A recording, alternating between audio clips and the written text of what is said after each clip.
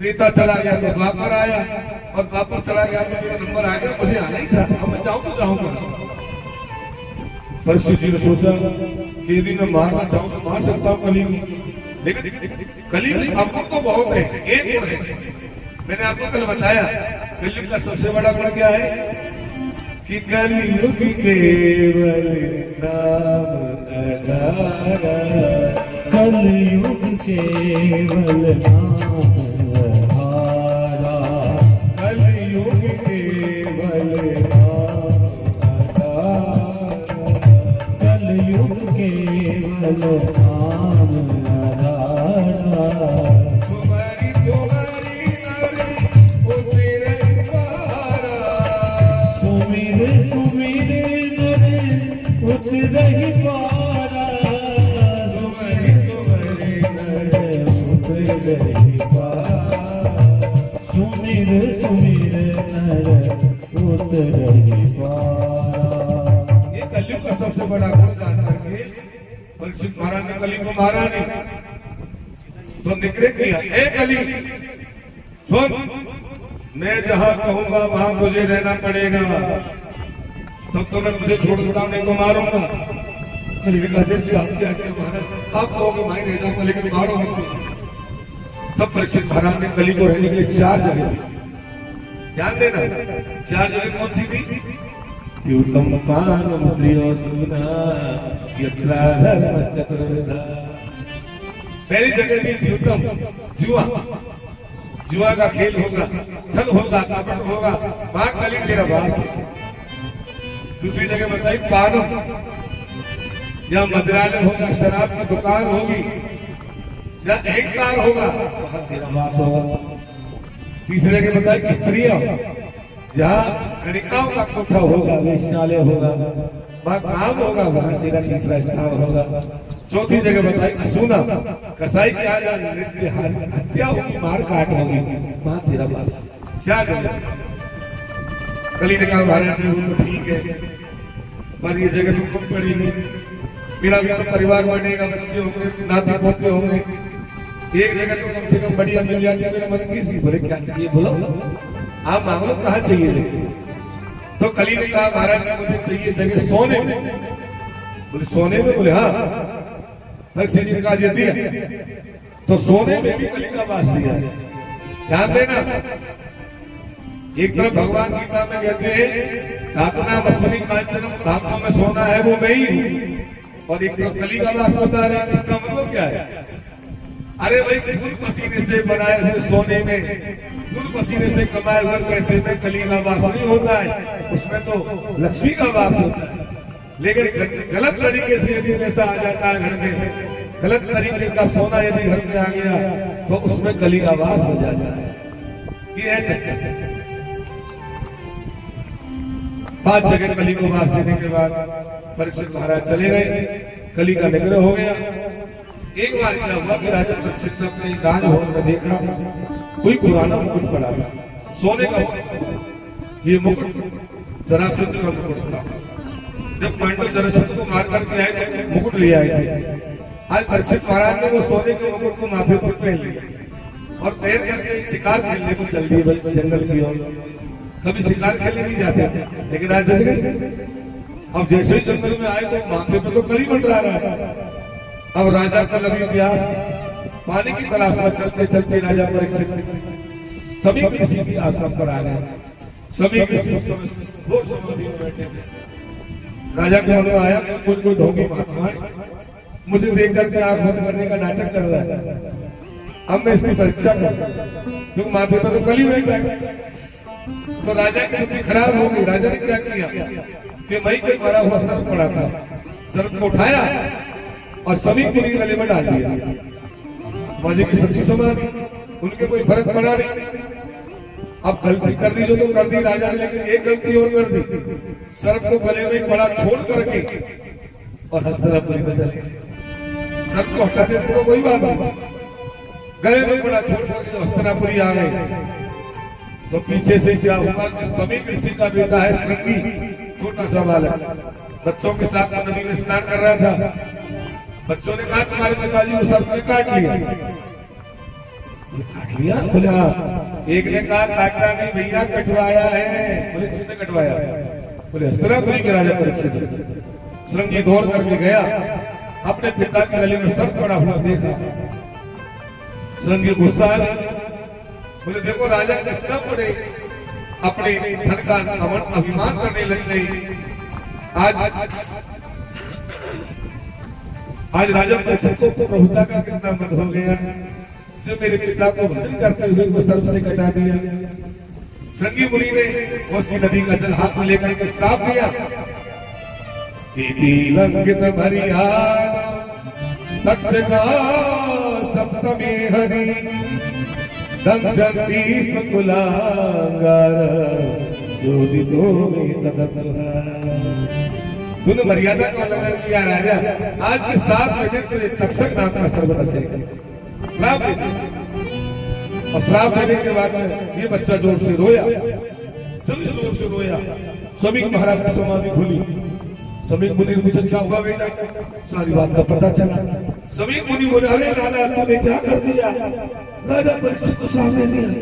अरे राजा परीक्षित कैसे बात तक तो राजा ही नहीं बन गया।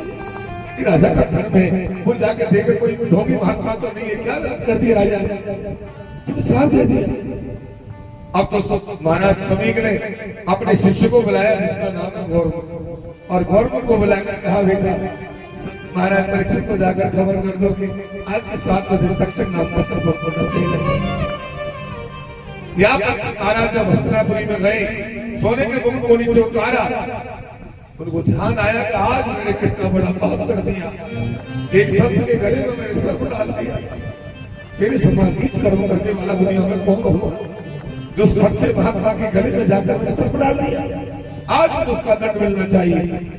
कैसे राजा पश्चाताप में आग जल रहे थे, तभी किसी ने आकर कहा महाराज की दरबार में एक ब्रह्मचारी बालक आए, बुलवाया। बोले कौन हो भाई? बोले महाराज ने समीक मुनि का शिष्य आपसे कुछ कहने आया। बोले क्या? बोले श्रृंगी मुनि का श्राप हो गया है, आज के 7 बजे आपको तक्षक नाम का सर्प डसेगा। कुछ करना तो कर दो। महाराज जी ने मुझे भेजा है। परीक्षित जी ने कहा बहुत अच्छा, बहुत बढ़िया। अपने गुरुजी को बुलाया और कहा गुरुजी दुनिया में आज तक किसी को ये पता नहीं चला कि मैं कब मरूंगा, लेकिन मुझे पता है 7 दिन पहले यमराज भी आकर के मुझे नहीं ले जा सकता।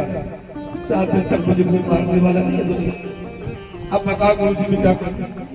गुरुजी बोले भैया समय बहुत कम है, अपने बेटे को राजगद्दी दे करके जंगल में जाकर के भगवान का भजन करो। उसी समय राजा परीक्षित ने अपने पुत्र जन्मेजय को बुलाया, हस्तिनापुरी की राजगद्दी का तिलक कर दिया और तिलक करके और हस्तिनापुरी दिल्ली से परीक्षित महाराज हरिद्वार की तरफ चल दी। आप में से कोई हरिद्वार गए हो तो दिल्ली से जब हरिद्वार जाते हैं तो रास्ते में एक स्टेशन पड़ता है जिसका नाम है मुजफ्फरनगर। मुजफ्फरनगर से 30 किलोमीटर दूर इधर पश्चिम की ओर माँ गंगा जी रहती है, आज भी रहती है। तो वो गंगा के किनारे एक बरगद का पेड़ था। वो पेड़ आज भी मौजूद है, 5000 वर्ष पुराना बरगद का पेड़। और उस जगह का नाम है शुक्रताल। वो बरगद के पेड़ के नीचे जाकर के परीक्षित महाराज बैठ गए और वहां जाकर के ध्यान लगाया प्रभु का मैं क्या अब मेरा कल्याण कैसे होगा। जब प्रभु का ध्यान लगाया तो उसी समय हजारों संत आ गए। कौन कौन आए? बोले अत्रि वशिष्ठ च्यवन शरद्वार अरिष्टनेमि भृगुरंगिराश्च। अत्रि आ गए, वशिष्ठ आ गए, च्यवन आ गए, मेरा अतिथि आ गए, गादी पुत्र आ गए, परशुराम जी आ गए, नव योगेश्वर आ गए, वशिष्ठ जी आ गए, हजारों संत आ गए। जब संत आकर के बैठ गए, राजा परीक्षित ने हाथ जोड़ लिए, मेरे जीवन में साथ देना। हाँ बताओ मैं क्या करूं जिससे मेरी मुक्ति हो जाए। सारे संत बोले भाई हम कुछ नहीं बता सकते, बताओ क्या करें। कोई कह रहा है नव दुर्गा का पाठ कर लो। बोले नव दुर्गा में तो 9 दिन चाहिए। अरे 9 दिन तो है, 7 दिन का समय है। एक जगह नहीं पड़ेगी, महामृत्युंजय कर लो। बोले महामृत्युंजय में तो 15 दिन चाहिए, या तो 7 दिन का समय है। एक ने कहा मेरे गुरुजी बैठे नहीं तो मैं बता देता। दूसरा बोला वही तो चक्कर मेरे पड़ रहा है, मेरे भी गुरुजी बैठे नहीं तो मैं बता देता। अब कोई ये नहीं बता पा रहा है, क्या करें। तब परीक्षित जी ने क्या किया, एक सिंहासन बनाया वो बढ़ के पेड़ के नीचे और सिंहासन बना करके उस पर आसन बिछाया कि जो मेरे प्रश्न का जवाब दे दे वो आसन पर आकर के बैठ जाए। कोई जवाब नहीं दे पाया। जब कोई नहीं दे पाया तो भगवान का ध्यान लगाया। तब सूत जी महाराज कहते हैं कि तत्रा भगवान व्यासपुत्र यदक्षया गणमानोपेक्ष अलक्षलिंगो निजलाभतुस्तो प्रत्यस्यवादे अभक्त जैसा। उसी समय व्यास नंदन सुखदेव जी महाराज वहां प्रकट हो गए। बोलिए सुखदेव जी महाराज की। सुखदेव जी महाराज और जो है और 16 वर्ष की अवस्था है। सुंदर गोल कपोल है, तोते जैसी नासिका है, जिताओं का मुकुट बांध रखा है। भागवत का पाठ करते हुए सुखदेव जी आए हैं। सुखदेव भगवान बता रहे हैं। राजा परीक्षित ने गोद में उठा करके स्वागत किया, सिंहासन पर बैठा दिया और हाथ जोड़कर कहा, गुरुजी मेरे जीवन में केवल 7 दिन का समय बाकी है। जीव को सदा सर्वदा क्या करना चाहिए? और ये भी बताओ गुरुजी कि यदि कोई जल्दी मरने वाला हो, प्रियमान हो, उस मनुष्य को क्या करना चाहिए? ये 2 प्रश्न राजा परीक्षित ने किए। हमारे बीच में सुखदेव भगवान की झांकी आ गई है। अब हमारे यजमान धर्मपत्नी सहित आकर के पूजा करेंगे सुखदेव भगवान। आप जो भी पूजा करना चाहे सुखदेव भगवान की कर सकते हैं। गुरुदेव भगवान बता रहे हैं। बोलिए सदगुरुदेव भगवान की। गुरुदेव दया करके मुझको अपना लेना। गुरुदेव दया करके मुझको अपना लेना। मैं शरण पड़ा तेरी चरणों में जगह देना। मैं शरण पड़ा तेरी चरणों में जगह देना। गुरुदेव दया करके मुझको अपना लेना।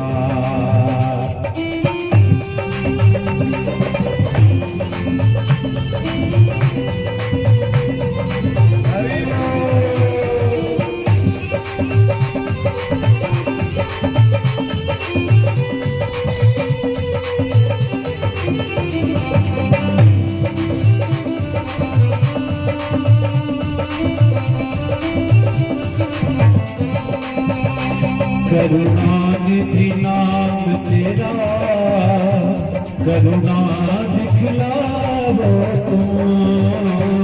करुणानिधि नाम तेरा करुणा दिखलावो तुम। सोए हुए नाथ मेरे ये भाग्य जगावो तुम। सोए हुए भाग्यों को ये नाथ जगाओ तुम। वो मेरी नाम भवर डाले उसे पार लगा देना। गुरुदेव दया करके मुझको अपना लेना। गुरुदेव दया करके मुझको अपना लेना।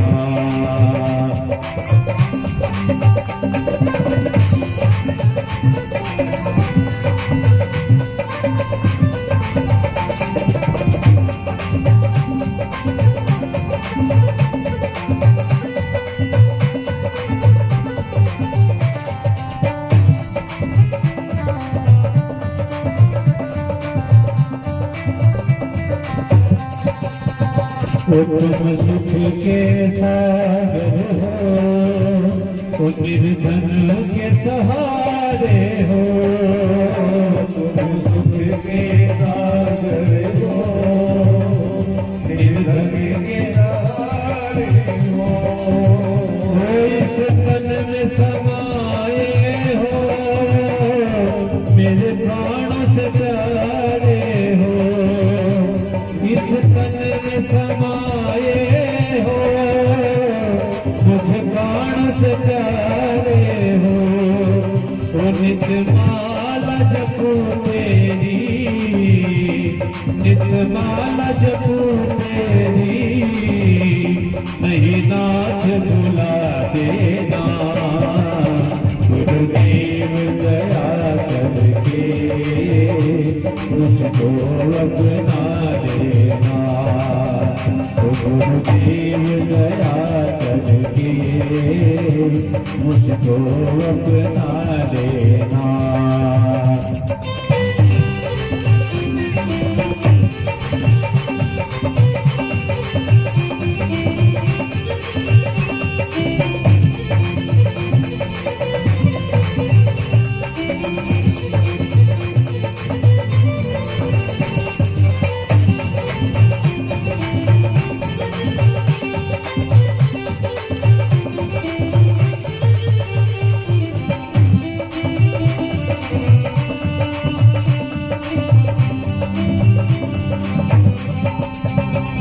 पापी हूँ कपटी हूँ, जैसा भी हूँ तेरा हूँ।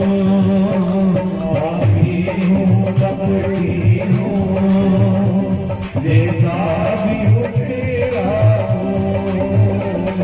नहीं नाथ भुलाना मुझे, सारे जग में अकेला हूँ। नहीं नाथ भुलाना मुझे, सारे जग में अकेला हूँ। तो तेरे धन का भिखारी हूँ, मेरे दोष लुटा देना, गुरुदेव दया करके मुझको अपना लेना, गुरुदेव दया करके मुझको अपना लेना। मैं शरण पड़ा तेरी चरणों में जगह देना, तुम्हें शरण पड़ा तेरी चरणों में जगह देना, गुरुदेव दया करके मुझको अपना लेना, गुरुदेव दया करके मुझको अपना लेना। बोलिए सदगुरुदेव भगवान की जय हो।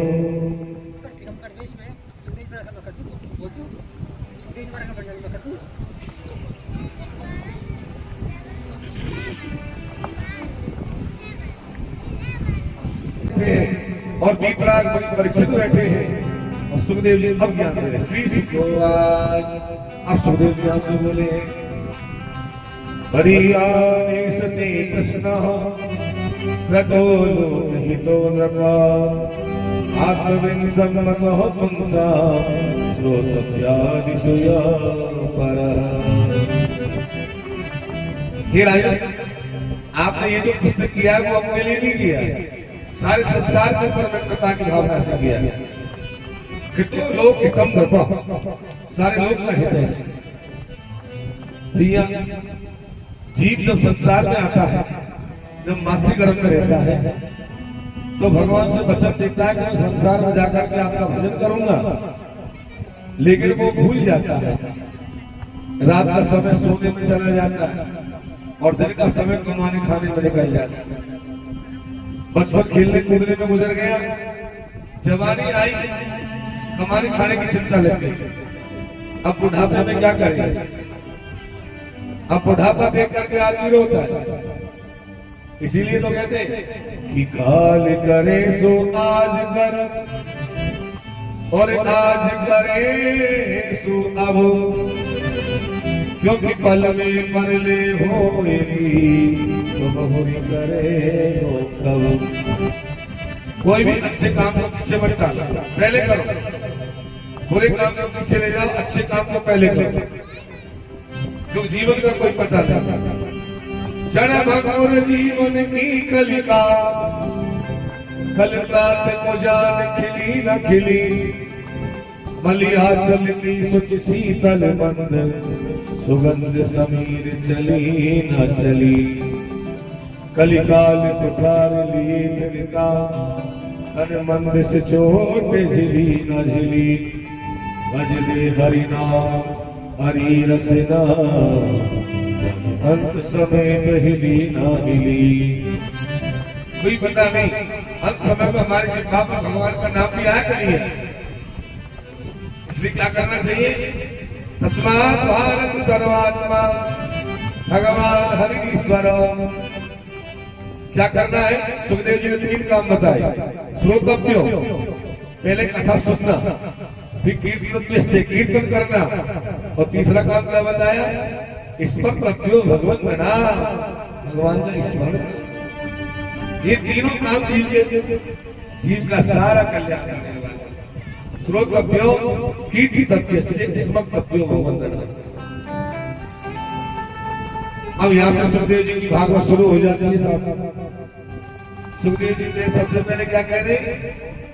अपने आसन को जीतो, जितासनो जित श्वासो जित संगो जितेंद्रिय।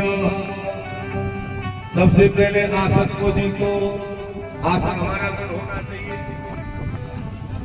फिर संग को जीतो, संग बढ़िया होना चाहिए। अच्छे लोगों का संग करोगे तो अच्छा उसका परिणाम मिलेगा, गलत संग करोगे तो गलत परिणाम मिलेगा। संग का फर्क तो बढ़ता ही बढ़ता है। और श्वास को जीतो, श्वास को जीतो। श्वास को कैसे जीते? बोले प्राणायाम करो, पूरक रेचक कुंभक के द्वारा प्राणायाम करो। श्वास के द्वारा, प्राणायाम के द्वारा हमारी शुद्धि होती है। ऊपर ऊपर तो तेल साबुन लगा लेंगे, भीतर की शुद्धि कैसे होगी? बोले प्राणायाम के द्वारा। और भगवान का ध्यान करो। एक रूप भगवान का, छोटा रूप है, एक रूप विराट रूप है। छोटा रूप कौन सा है? जो हम मंदिरों में देखते हैं। और विराट रूप पूरा संसार, पूरा संसार भगवान में माना। बोले सिया राम में सब जग जानी, सिया राम मैं सब जग जानी। सिया राम मैं सब जग जानी। सिया राम मैं सब जग जानी। करो प्रणाम जोर जोर पानी। करहु प्रणाम जोर जोर पानी। करहु प्रणाम जोर जोर पानी। ओ करहु प्रणाम जोर जोर पानी। सिया राम मैं सब जग जानी, सब जग जानी। सारे संसार को सिया राम ने जाना। आकाश पाताल, ऊपर के 7 लोग, नीचे के 7 लोग, 14 लोग का मंडल भगवान का पूरा शरीर है। नीचे के 7 लोग नाभि से नीचे का हिस्सा है, ऊपर के 7 लोग नाभि से ऊपर का हिस्सा है। पहाड़ भगवान के शरीर की हड्डियां हैं। नदियां हमारे भगवान की रोम, हमारे की नसनाड़ियां हैं प्रभु की। पेड़ भगवान के और रोम है शरीर की। ये तेज भगवान का यज्ञ जो किए जाते हैं बहुत तेज है भगवान का।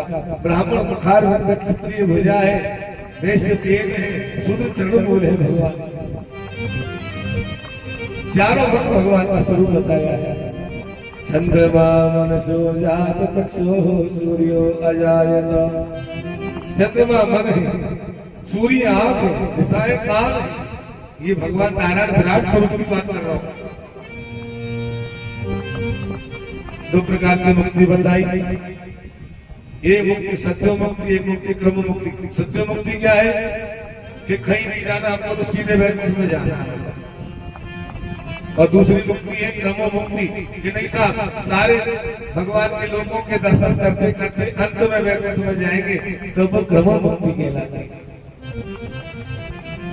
तीसरी अध्याय में जीव उपासना विधान बताया कि भगवान ने अलग अलग नाम के अलग अलग देवता बनाए हैं। कोई को ब्रह्म तेज चाहिए तो ब्रह्मा जी की आराधना करो, कोई को यदि आयु चाहिए तो महादेव जी मृत्युंजय मंत्र का जप करो, कोई को यदि धन चाहिए तो लक्ष्मी जी की आराधना करो।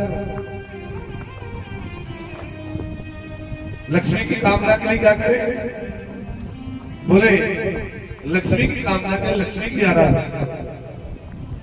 लक्ष्मी जी का कनक धारा का पाठ करो, श्री सुक्तम का पाठ करो, गोपाल सहस्त्र नाम का पाठ करो, लक्ष्मी बढ़ जाएगी। कोई कहता महाराज हमारे का रूप बढ़िया नहीं है, बोले रूपा भी कामा गंधर्वा, गंधर्वों की आराधना करो।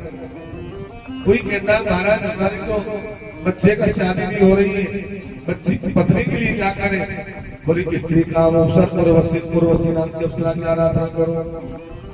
बोले महाराज हमारे तो पति पत्नी में झगड़ा ज्यादा होता है, कोई ऐसा उपाय नहीं है कि जो झगड़ा नहीं हो। बोले है ना, पार्वती की आराधना करो। दाम्पत्याम सत्यम दिखा भागवत, दाम्पत्य जीवन खराब हो रहा है, पार्वती की आराधना करो।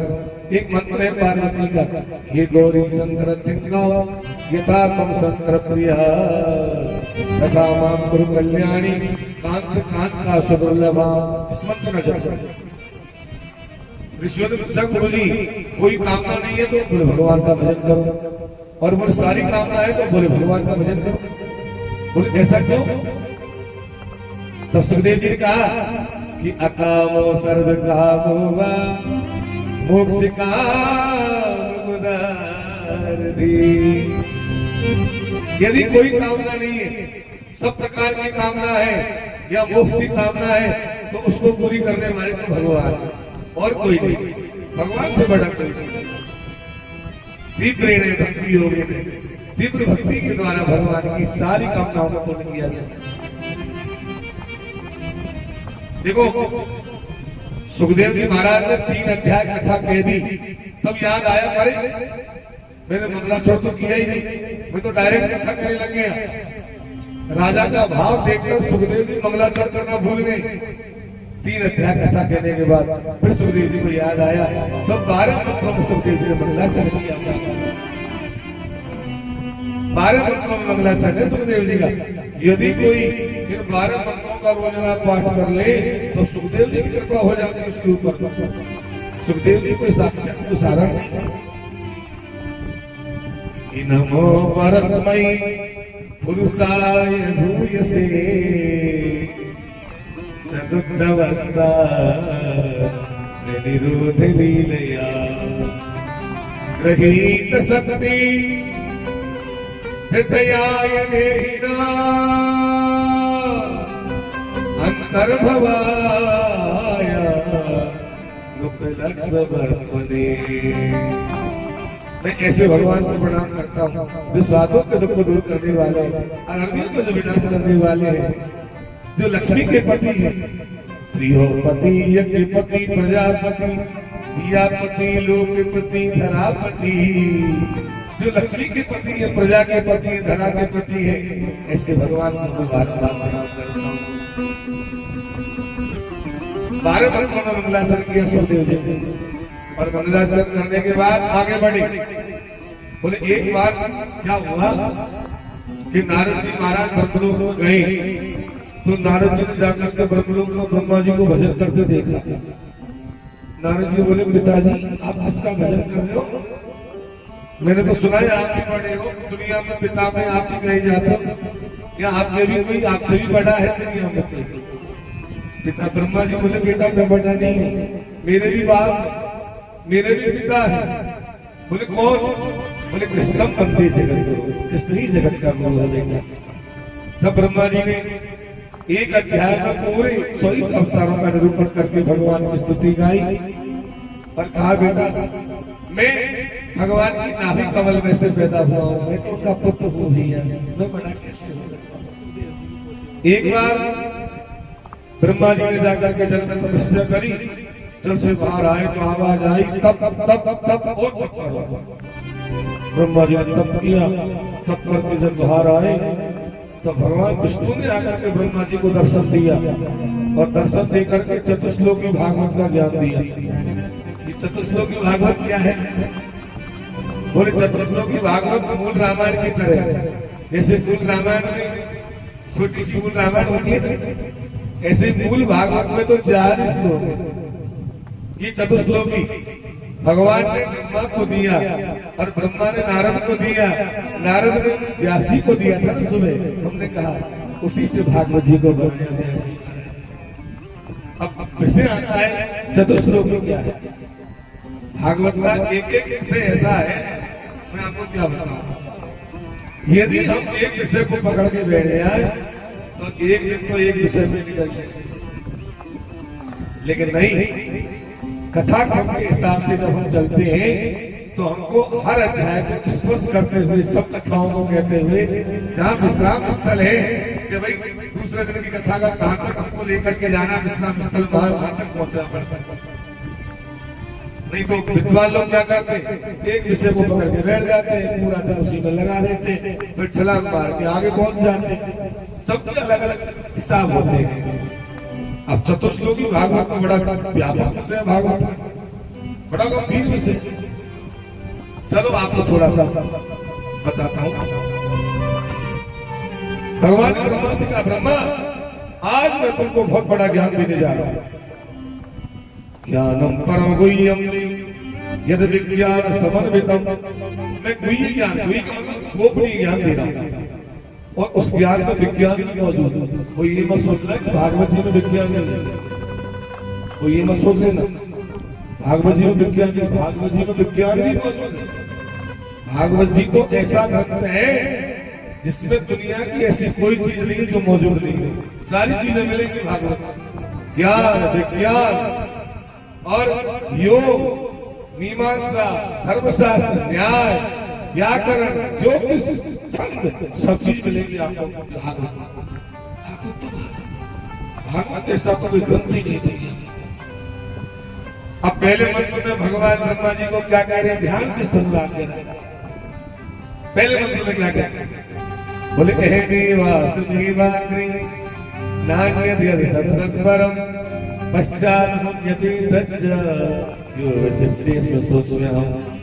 दूसरे मंत्र में क्या कह रहे हैं, हृदयर्मं यत्प्रतीयेत नयप्रतीयेतात्मनि तत्तथात्मनोयायाम यथा वासो यथा तमो। तीसरे मंत्र में क्या कह रहे हैं, यथा महान्ति भूतानि भूतेषु चावतिष्वनु प्रविष्टानि प्रविष्टानि तथा तेषु न तेष्वहम्। और चौथे मंत्र में क्या कह रहे हैं, बोले एतावदेव जिज्ञास्यं तत्र जिज्ञासुनात्मनम् अन्वयं व्यतिरेकाभ्यां यस्यात् सर्वत्र सर्वदा।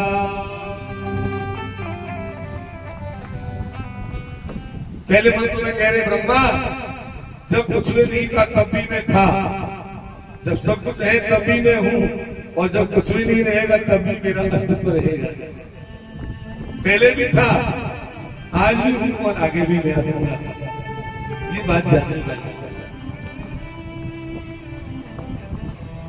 दूसरे मंत्र में भगवान ने माया बताई कि सूखे को गीला, गीले को सूखा कर दे, अंधेरे को उजाला, उजाले को अंधेरा कर दे। ऐसी मेरी माया है कि मैं हर तोरे तोरे में माया, मैं हर तोरे तोरे में माया, मैं हर तोरे तोरे में माया, मैं हर तोरे तोरे में माया। जीवन की जीवन यही बस कीने जीवन काया, यही बस कीने जीवन काया, यही बस कीने जीवन काया। मैं हर तोरे तोरे में माया, मैं हर तोरे तोरे में माया। ये तेरा, ये मेरा, ये मकान, ये जमीन, ये सोना, ये चांदी, ये बेटा, ये बेटी, ये पत्नी, ये पति, सब माया है। ये सारी माया है। भगवान कहते हैं सारी माया है ये मेरी है, सब कुछ मेरी माया है। तीसरे श्लोक में कहा कि हे ब्रह्मा यथा महत् भूतानि भूतेषु चावतिष्वनु प्रविष्टानि तथा तेषु तेष्वहम्। ब्रह्मा हाथी से लेकर मच्छर तक, हाथी से लेकर मच्छर तक और ब्राह्मण से लेकर चांडाल तक सब मेरे द्वारा पैदा किए, सब मेरी संतान, सब मेरी प्रजा। कोई छोटा बड़ा सब मेरे द्वारा पैदा हुआ। तीसरे श्लोक में ये बताया और चौथे श्लोक में भगवान ने अपनी प्राप्ति का साधन बताया कि ब्रह्मा मेरी प्राप्ति का साधन तो केवल मेरा भजन है, मेरी प्राप्ति का साधन तो केवल मेरा नाम है, मेरे नाम से ही जीव का कल्याण होता है, उसी से मेरी प्राप्ति होती है। इस प्रकार भगवान चतुश्लोकी भागवत का ज्ञान ब्रह्मा को दिया, ब्रह्मा जी ने नारद जी को दे दिया, नारद जी ने व्यास जी को दे दिया, व्यास जी को भागवत जी बना के तैयार कर दी। देखो और है पुराण और श्रीमद् भागवत है महाभारत। आजकल बहुत से लोग हर पुराण के आगे महापुराण लगने लग जाते हैं। शिव महापुराण ना समझ लोग लगा देते, श्रीमद् देवी महापुराण। अरे भाई महापुराण तो केवल श्रीमद् भागवत के आगे लगता है और तो सब पुराण है, क्योंकि भागवत में पुराण के 10 लक्षण मौजूद और किसी में नहीं। कोई में 1 लक्षण, कोई में 2 लक्षण, कोई में 5 लक्षण, लेकिन श्रीमद् भागवत में 10 लक्षण मौजूद है पुराण। अब आप पूछोगे पुराण के 10 लक्षण क्या है साहब, तो श्रीमद् भागवत के दूसरे स्कंद के 10वें अध्याय में ये 10 लक्षणों का वर्णन किया है। सर्ग, विसर्ग, स्थान, पोषण, मुक्ति, मनमंत्र, ईशानकथा, निरोध, मुक्ति और आश्रय, ये 10 लक्षण पुराण के केवल श्रीमद् भागवत में मौजूद है और किसी में नहीं। श्रीमद् भागवत तो साक्षात श्री कृष्ण की बांगवी प्रतिमूर्ति है। पहला दूसरा जो स्कंद है भगवान कन्हैया के पांव में, तीसरा चौथा स्कंद में भगवान की दोनों जंघा है, 5वां स्कंद भगवान की नाभि है, 6वां स्कंद भगवान का वक्षस्थल है, 7वां 8वां स्कंद भगवान की दोनों भुजा है, 9वां स्कंद भगवान का कंठ है, 10वां स्कंद भगवान का मुखारविंद है, 11वां स्कंद ललाट और 12वां स्कंद मस्तक। कन्हैया का स्वरूप है भागवत तो कन्हैया का रूप है। दूसरे स्कंद को विश्राम दिया, तीसरे स्कंद में विदुर और मैत्रेय जी का संवाद, लेकिन पहले विदुर और उद्धव जी का मिलन हुआ। यदा तु राजा ससुतान साधु भूषणन धर्मेण विपस्तदस्ति प्रातुर्यविश्यस्य सतां बन्धु प्रवेशनाख्या भवने ददा। ये कौरव और पांडव भाई भाई थे, फिर वही कथा आ गई। भागवत का कोई क्रम नहीं है। सुखदेव जी को जो याद आ रहा है वही कहते जा रहा है। सुखदेव जी कहते हैं पांडवों से बैर करता था दुर्योधन, पांडवों को मारने के लिए दुर्योधन ने जहर के लड्डू बनवाए, लाख के घर में जलवाया पांडवों को लेकर, फिर भी पांडव नहीं जले। भरी सभा में द्रौपदी को निर्वस्त्र करना चाहा, लेकिन द्रौपदी की लाज को भी भगवान ने बचा लिया। जब द्रौपदी की लाज जा रही थी तो किसी ने इसका विरोध नहीं किया, केवल एक आदमी ने विरोध किया। वो कौन? पांडवों के चाचा विदुर जी। तो विदुर जी को लात मार करके दुर्योधन ने भगा दिया। विदुर जी यात्रा करने चले गए, 36 वर्ष की यात्रा की उन्होंने।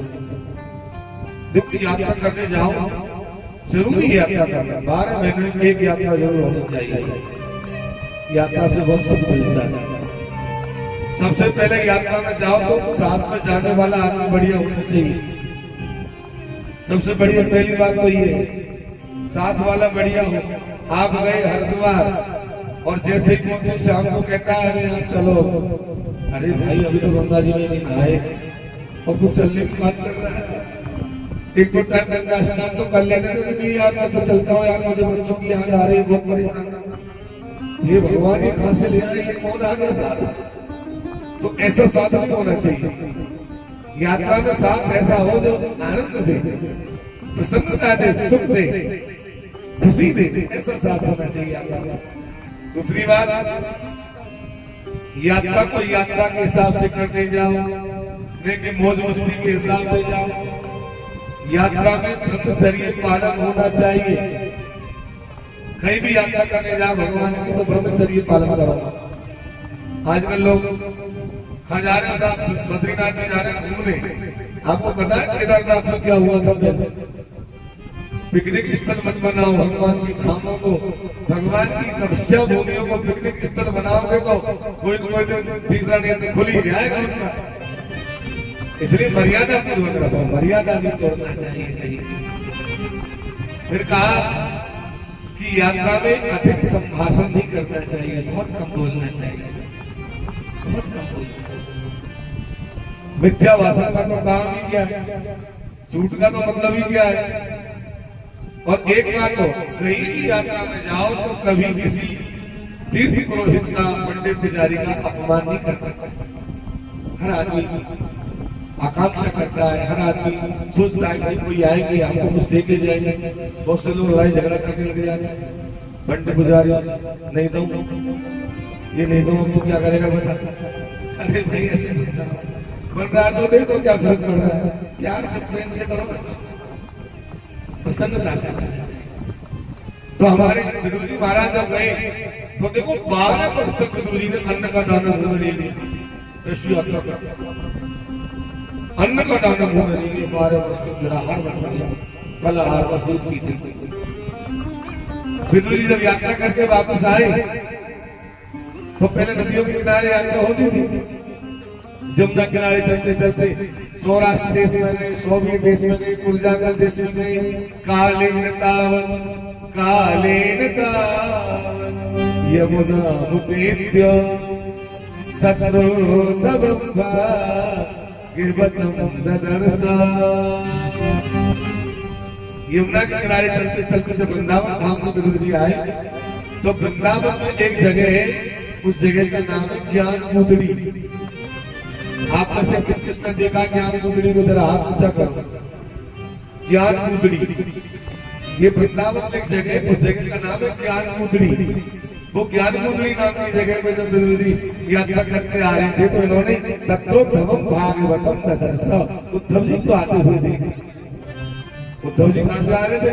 बोले द्वारिका से जा रहे थे। माथे पर भगवान खड़ाऊ लेकर के बद्रीनाथ जा रहे थे। दोनों मिले, विदुर जी और उद्धव जी का मिलन हुआ।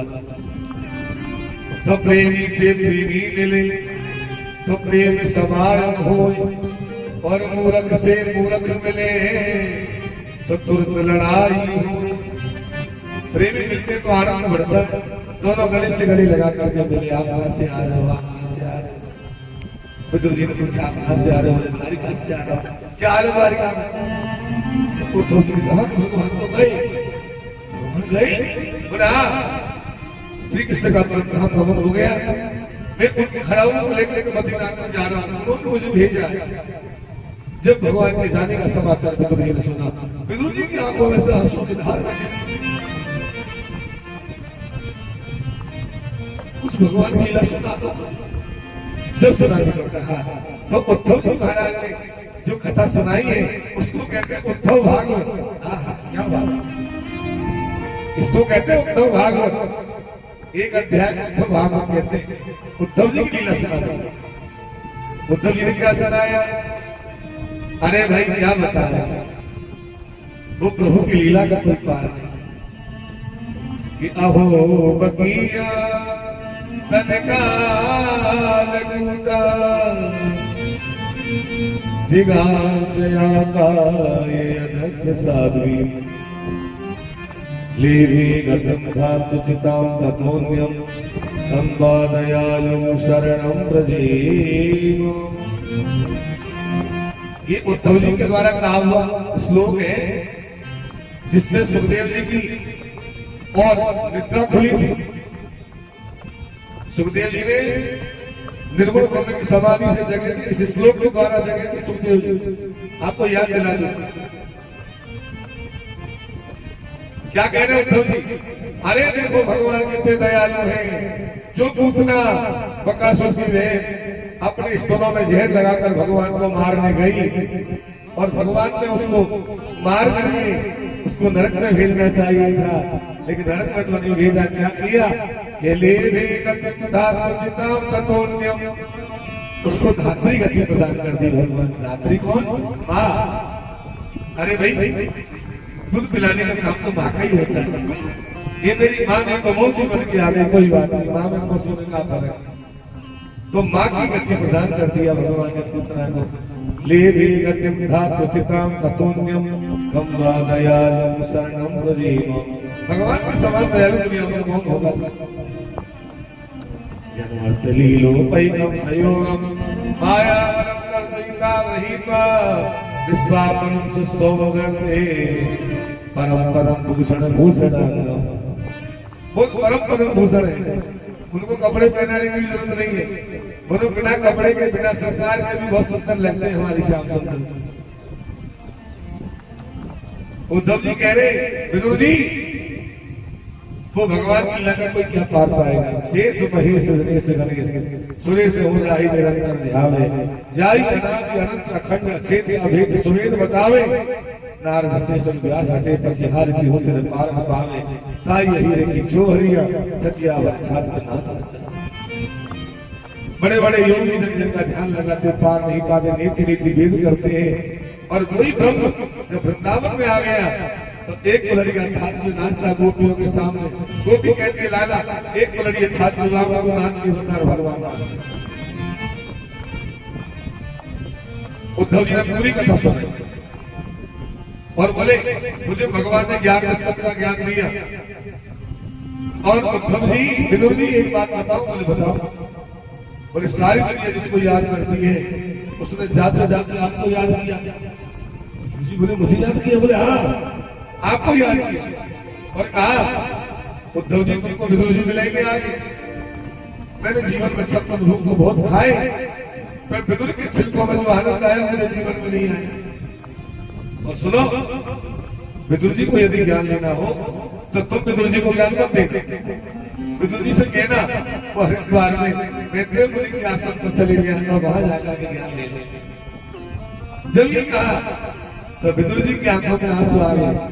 बोले भैया सबसे बड़ी चीज है प्रेम, सबसे ऊंची प्रेम सगाई, सबसे ऊंची प्रेम सगाई, सबसे ऊंची प्रेम सगाई, सबसे ऊंची प्रेम सगाई, सबसे ऊंची प्रेम सगाई।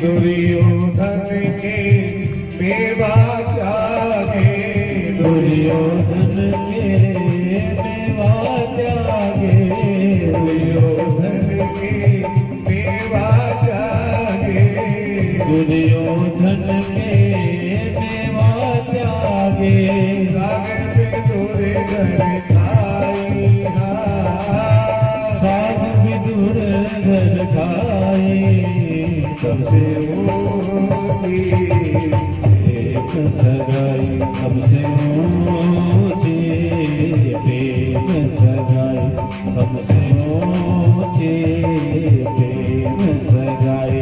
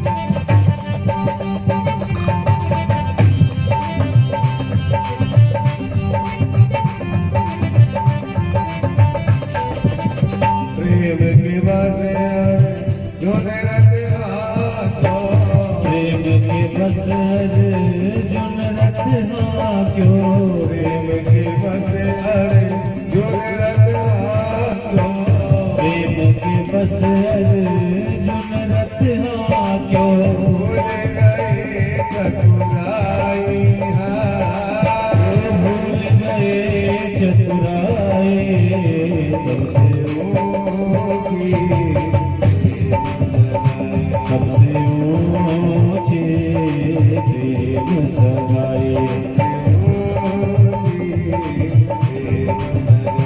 सबसे ऊंची प्रेम सगाई सबसे ऊंची प्रेम सगाई सबसे ऊंची प्रेम सगाई। बोलिए भक्तवत्सल भगवान की जय हो। अब तो विदुर जी महाराज ने उद्धव जी को प्रणाम किया और उद्धव जी तो चले गए बद्रीनाथ में, भगवान खड़ाऊ लेकर गए और विदुर जी हरिद्वार में आए। मैत्रेय मुनि के आश्रम पर आ गए और मैत्रेय मुनि के आश्रम पर आकर के पूछा, गुरु जी एक बात बताओ। बोले पूछो भैया।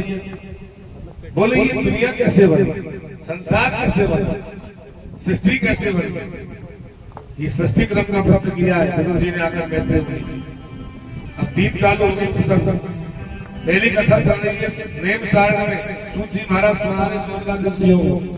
दूसरी कथा हो रही है सुखदाल में, सुखदेव जी राजा परीक्षित को सुना रहे। और तीसरी कथा मैत्रेय जी महाराज हरिद्वार में विदुर जी को सुना रहे। अब कल तक चलेगी। चौथे स्कंद की समाप्ति तक विदुर मैत्रेय संवाद चलता है। उसके बाद विदुर जी विदा होकर आ जाते हैं। अब यहाँ से सृष्टि क्रम प्रारंभ हो जाता है। दुनिया कैसे बनी? तो देखो दुनिया में पहले कुछ भी नहीं था। पहले संसार में केवल पानी ही पानी था, जल ही जल था। तो उस जल में आकर के भगवान ने शयन किया, जल में आकर के भगवान ने अयन किया। तो जल को कहते हैं नार। नार में अयन करने से भगवान का नाम हुआ नारायण। बोलिए नारायण भगवान की जय हो। भगवान का नाम नारायण पड़ गया। भगवान नारायण जल में सोते रहे, योग निद्रा में सो गए। हजारों वर्ष की योग निद्रा में जब भगवान सो गए तो सोते सोते क्या हुआ, भगवान की नाभि में से कमल खिला और कमल में से ब्रह्मा जी पैदा हो गए। बोलिए ब्रह्मा जी महाराज की जय हो। ब्रह्मा जी पैदा हो। अब ब्रह्मा जी कमल में से पैदा हुए। विचार किया कमल को देखता हूँ कितना गहरा है। कमल के अंदर घुसते ही चले गए, घुसते ही चले गए, घुसते ही चले गए, अंत नहीं आया। तब ब्रह्मा ने बस सदर स्थिति गाई। भगवान ने कहा ब्रह्मा चिंता मत करो, मैं तुमको दुनिया को बनाने का काम देता हूँ, तुम सृष्टि का काम करो। तब ब्रह्मा जी महाराज ने सृष्टि का काम प्रारंभ किया। 10 प्रकार की सृष्टि सबसे पहले बनाई। पेड़ पौधे जानवर बनाए, जानवर पैदा किए, 2 खुर वाले जानवर पैदा किए। यक्ष राक्षस पिशाच किन्नर आदि पैदा किए। उसके बाद काल की सृजना को ब्रह्मा ने किया। पदार्थ का सबसे छोटा कण होता है परमाणु। ये भी विज्ञान भागवत एक अध्याय है। 2 परमाणु मिलाएंगे तो अणु बनेगा, 3 अणु मिलाएंगे तो त्रिश्रेणु बनेगा, 3 त्रिश्रेणु बनाएंगे तो त्रुटि बनेगी, 100 त्रुटि का वेद बनेगा, वेद का लब बनेगा, लब का निवेश बनेगा, निवेश का क्षण बनेगा, क्षण की काष्ठा बनेगी, काष्ठा की घड़ी बनेगी, घड़ी का प्रहर बनेगा, प्रहर का दिन रात बनेगा। ऐसे दिन रात 7 दिन का समय सप्ताह, 15 दिन का समय पक्ष, 2 पक्ष मिलाएंगे कृष्ण पक्ष शुक्ल पक्ष तो बनेगा महीना, समुद्र योग मासो। 2 महीने की ऋतु बनती है, 6 ऋतु होती है। अब इस समय कौन सी ऋतु चल रही है? इस समय चल रही है शरद ऋतु। कमार और कार्तिक का जो महीना होता है वो शरद ऋतु का होता है। मार्गशीर्ष और पौष का महीना होता है वो हेमंत ऋतु का होता है। फिर माघ और फाल्गुन का महीना होता है वो शिशिर ऋतु का होता है। चैत्र और वैशाख का महीना होता है वो बसंत ऋतु का होता है। और जेठ और आषाढ़ का जो महीना होता है वो ग्रीष्म ऋतु का होता है। और श्रावण और भादों का जो महीना होता है वो वर्षा ऋतु का होता ही। तो 6 ऋतु होती, सूर्य नारायण 6 महीने, उत्तरायण रहते 6 महीने, दक्षिणायन रहते, दोनों को मिलाएंगे तो बनेगा संवत्सर 12। आयु हमारी 100 वर्ष, आयु पितरियों की 100 वर्ष, आयु देवताओं की 100 वर्ष, आयु शंकर जी की 100 वर्ष, आयु इंद्र की भी 100 वर्ष, आयु सबकी 100 वर्ष है। लेकिन भगवान की आयु का कहीं कोई प्रमाण नहीं है। ब्रह्मा जी की आयु भी 100 वर्ष है, लेकिन गणना अलग प्रकार से होती है। हमारा जब 1 महीना निकलता है तो पृथ्वियों का 1 दिन निकलता है, हमारे 12 महीने निकलते हैं तो देवताओं का 1 दिन पूरा होता है। हमारे सतयुग, त्रेता, द्वापर, कलयुग के 4 युग, कितने कितने बड़े युग है ये। 4,32,000 वर्ष का तो कलयुग होता है, उससे ठीक दुगना 8,64,000 वर्ष का द्वापर युग होता है, उससे दुगना कलयुग से दुगना 12,96,000 वर्ष का त्रेता युग होता है, और कलयुग से 4 गुना सतयुग होता है, 16,34,000 वर्ष का सतयुग होता है। ये युग होते हैं।